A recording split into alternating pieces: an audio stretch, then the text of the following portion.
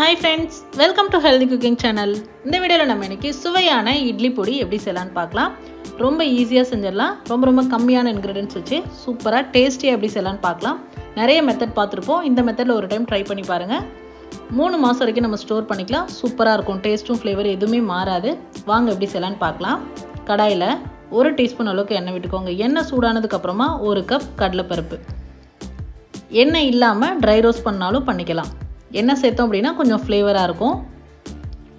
கை விடாமல் கிளறிட்டே இருக்கணும், இல்லை அப்படின்னா கருகி போயிடும்.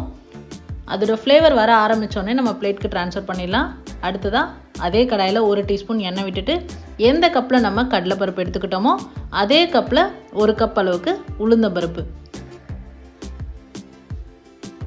நம்ம வறுக்கும் போதே அதோட ஃப்ளேவர் வரும், லைட்டாக செவக்க ஆரம்பிக்கும். அந்த ஸ்டேஜில் நம்ம பிளேட்க்கு ட்ரான்ஸ்ஃபர் பண்ணிடலாம். அடுத்ததாக எண்ணெய் சேர்க்க வேண்டாம், எள்ளுக்கு ட்ரை ரோஸ்ட் பண்ணிக்கலாம். எந்த கப்பில் நம்ம கடலைப்பருப்பு உளுந்தம்பருப்பு எடுத்தோமோ அதே கப்பில் 1/2 கப் அளவுக்கு கருப்பு எள் சேர்த்துருக்கேன். எள்ளு பார்த்திங்கன்னா நல்லா பொரிய ஆரம்பிக்கும். அந்த ஸ்டேஜில் நம்ம எள்ளை பிளேட்க்கு ட்ரான்ஸ்ஃபர் பண்ணிடலாம்.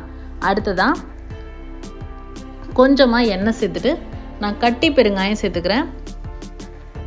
கட்டி பெருங்காயம் சேர்க்கும் போது இட்லி பொடிக்கு நல்ல ஃப்ளேவராக இருக்கும்.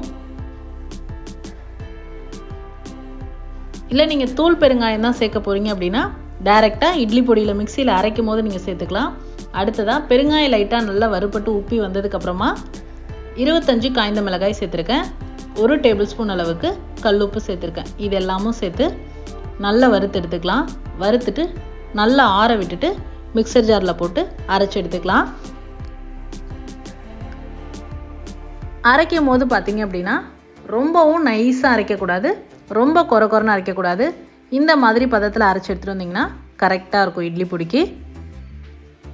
சூப்பரான சுவையான இட்லி பொடி எப்படி செய்யலான்னு இந்த வீடியோவில் நம்ம பார்த்தோம். சர்வ் பண்ணும்போது சுட சுட இட்லியோ தோசையோ வச்சு நம்ம நல்லெண்ணெயோ நெய் விட்டோ சர்வ் பண்ணோம் அப்படின்னா இன்னும் டேஸ்ட் அட்டகாசமாக இருக்கும். ட்ரை பண்ணி பார்த்துட்டு உங்களோட கமெண்ட் மறக்காமல் சொல்லுங்கள் ஃப்ரெண்ட்ஸ். இது போன்ற ஹெல்தி ரெசிபீஸ்க்கு மறக்காமல் ஹெல்தி குக்கிங் சேனலை சப்ஸ்கிரைப் பண்ணுங்கள். இந்த வீடியோ உங்களுக்கு பிடிச்சிருந்தா லைக் பண்ணுங்கள், ஷேர் பண்ணுங்கள், கமெண்ட் பண்ணுங்கள். தேங்க்ஸ் ஃபார் வாட்சிங்.